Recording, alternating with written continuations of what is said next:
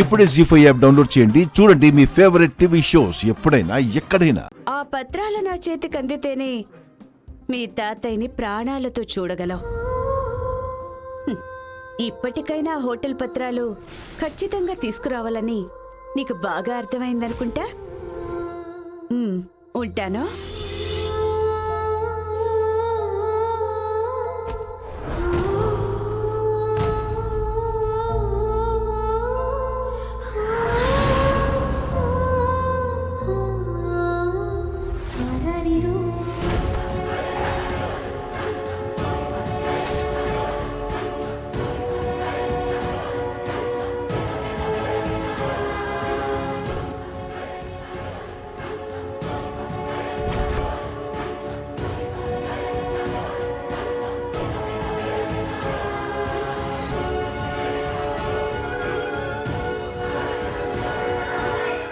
ఈశ్వర్ గారు, మా పిన్నితో మాట్లాడడం అయిందా?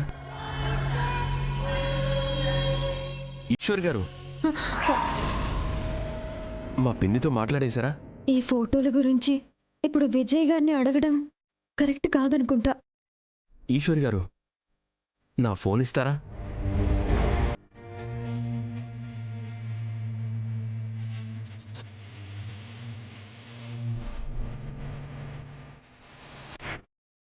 తాతయ్య గారు, మావయ్య గారు, నేను ఇంక బయలుదేరతాను. అలాగే బాబు.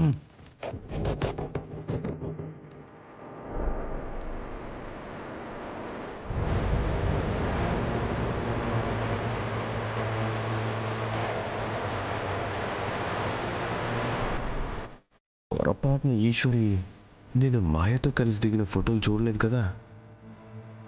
ఎందుకైనా మంచిదే, అవన్నీ డిలీట్ చేసేస్తే మంచిదే.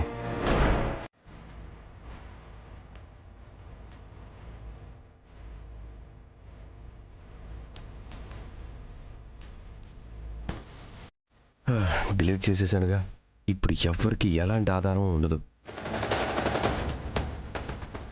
ఇప్పుడు ఈ విషయం నేను అందరికీ చెప్తే పెళ్ళి ఆపడానికి కావాలని నేను ఏదో ఒక కొత్త కారణం సృష్టించాను అనుకుంటారు.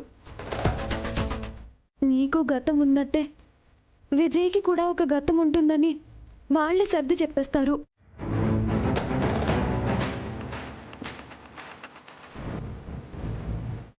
ఆ రోజు నా ముందే మాయా విజయ్ మాట్లాడుతూ కనిపించారు. కానీ ఇద్దరు ఫ్రెండ్స్ అని అబద్ధం చెప్పి తప్పించుకున్నారు. అబద్ధం చెప్పారు అంటే వాళ్ళ ఉద్దేశం ఏమై ఉంటుంది? ఎందుకు మోసం చేస్తున్నారు? అసలు మోసం చేయాలనే నిర్ణయంతోనే ఇదంతా చేస్తున్నారా? మాయా విజయ్లు ప్రేమించుకొని కలిసి తిరిగి కలిసి బతికి ఇప్పుడు మాయ అటు రుద్రగారి జీవితంలోకి వచ్చింది. విజయ్ మంచివాళ్లా నటిస్తూ తాతయ్య మెప్పు పొంది నా జీవితంలోకి ప్రవేశించాలని చూస్తున్నాడు. ఇదంతా చూస్తూ ఉంటే ఏదో కుట్రలా అనిపిస్తుంది. అమ్మా, ఇప్పుడు నేనేం చేయాలి?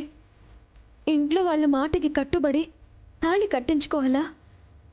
తెలిసిన నిజాన్ని అందరికీ తెలిసేలా చేయాలా?